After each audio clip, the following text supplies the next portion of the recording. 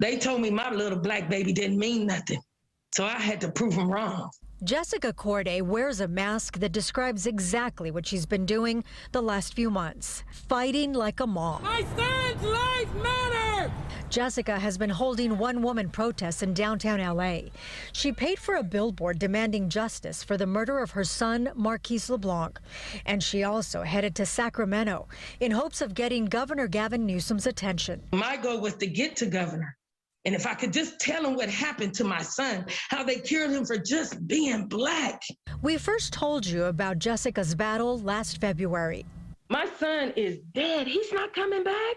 On April 17, 2019, Marquise LeBlanc was murdered by several members of the Tinto Killers gang at a party in Pomona that had been promoted on social media.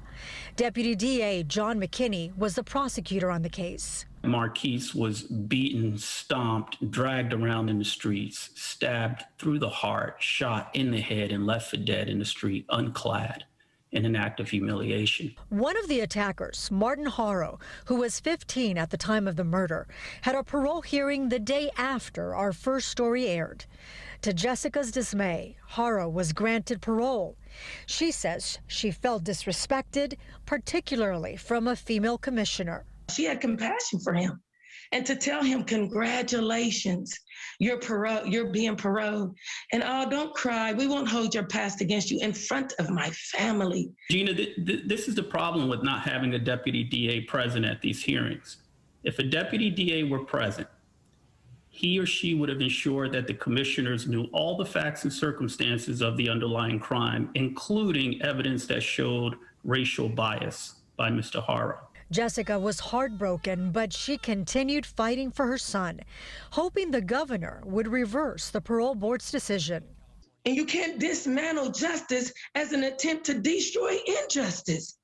You can care about both of us. On her birthday, Jessica received this 4-page document from the governor's office. It details why and how Marquise LeBlanc was murdered. On the last page, the governor's decision. I have considered the evidence in the record that is relevant to whether Mr. Haro is currently dangerous. When considered as a whole, I find the evidence shows that he remains an unreasonable danger to society if released from prison. Therefore, I reverse the decision to parole Mr. Haro.